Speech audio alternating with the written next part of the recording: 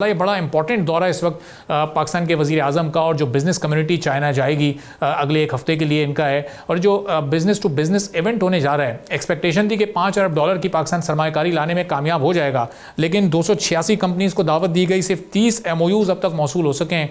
तो ये इतना लोअर साइड पर इस वक्त दिलचस्पी क्यों हमें दिखाई दे रही है?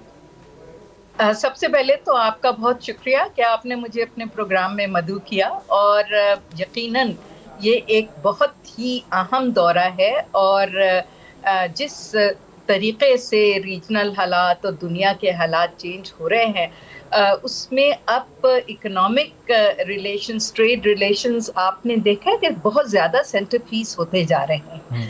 तो उस लिहाज से आई थिंक कि जो गवर्नमेंट का फोकस है कि बिजनेस टू बिजनेस कॉन्फ्रेंसेस कराई जाए, मीटिंग्स कराई जाए, क्योंकि जो हमारी अंडरस्टैंडिंग चीन के साथ थी उसमें अब स्टेट ओन्ड कंपनीज का जो काम था वो अब हो चुका है। वो फेज 1 में जितना इंफ्रास्ट्रक्चर और एनर्जी और बाकी चीज़ों पे खर्च होना था वो हो चुका है। सेकेंड फेज और ये जो CPEC 2.0 है वो है ही सारा private sector led, and unless it is private sector led और अनलेस के वो कंपनीज यहाँ आए, रिलोकेट हो, हमारी इंडस्ट्रियलाइजेशन हो, सो नेचुरली ये जो इंफ्रास्ट्रक्चर एनर्जी प्रोजेक्ट्स है they can not really deliver for the people unless कि इसका ये सेकेंड फेज जो है वो बहुत ही फोकस के साथ आगे चलाया जाए। तो उस लिहाज से आप देखें तो आई थिंक ये एक बहुत अच्छा कदम है कि ये एक कॉन्फ्रेंस आप करा रहे हैं। और यहाँ से मेरी तो इंफॉर्मेशन के मुताबिक वो 250-300 डिफरेंट टाइप के बिजनेस लोगों को शायद लेके जाया जा रहा है। कुछ 2 स्पेशल जहाज भी शायद डिप्यूट कर रहे हैं PIA to take these people there. ये सब कुछ बिल्कुल ठीक है। हैविंग सेड दैट, माजरत के साथ आई थिंक जमाना काफी चेंज हो गया है। अब ये जो बिजनेस टू बिजनेस इस तरह की कॉन्फ्रेंसेस हैं, 38 इयर्स मैंने भी फॉरेन सर्विस में गुजारे हैं और 2 पोस्टिंग्स चाइना में भी की हैं। देखिए, जो बड़ा सीरियस बिजनेसमैन है, वो चाहे पाकिस्तान का हो, चाहे चीन का हो, चाहे चीन के सूबों का हो, वो इस तरह की कॉन्फ्रेंसेस में नॉर्मली शिरकत नहीं करते। अच्छा, ठीक है।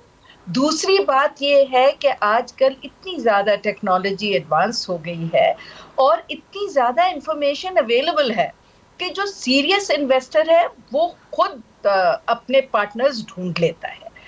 तो यहाँ इसलिए ये बहुत ज़रूरी है कि इस बात पे तवज्जो दी जाए कि क्वांटिटी ज़्यादा नहीं चाहिए, आपको क्वालिटी ऑफ इन्वेस्टर्स चाहिए, आपको फोकस्ड इन्वेस्टर्स चाहिए, आपको एक जम्मे गफीर नहीं चाहिए। ऑप्टिक्स के लिए एक जम्मे गफीर बहुत अच्छी बात है कि जी 250 हमारे आ गए, 250 उनके चले गए, 8 घंटे का आपने वो सेशन टोटल रखा है, उसमें 250 उनके, 250 हमारे, मतलब 500-600 लोग कैसे इंटरैक्ट करेंगे, कैसे उनको उस तरह की इंफॉर्मेशन मिल सकती है। आई एम सॉरी, मैं प्रैक्टिकल पॉइंट ऑफ व्यू से ये बात कर रही हूँ। इसलिए मेरे नजदीक जरूरत इस बात की है जो लोग नहीं रियलाइज करते। बीजिंग में आप एक इवेंट करते हैं तो देखिए, आप यहाँ से कराची में इवेंट करें तो शायद लाहौर के बिजनेसमैन के लिए जो आम है उनके लिए जाना मुश्किल हो। तो चीन तो एक कॉन्टिनेंट है, वो कोई एक मुल्क तो नहीं है, वो तो बहुत बड़ा है। 5-5, 7-7 घंटे की इंटरनल फ्लाइट्स हैं वहाँ।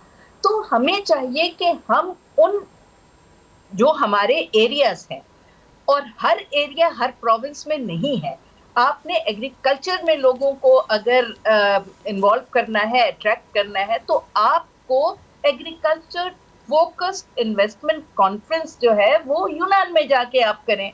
आपको टेक्नोलॉजी करनी है तो वो शंघाई और चोंगजिंग में जाके करें। तो हर एरिया की अपनी एक एक्सपर्टीज है।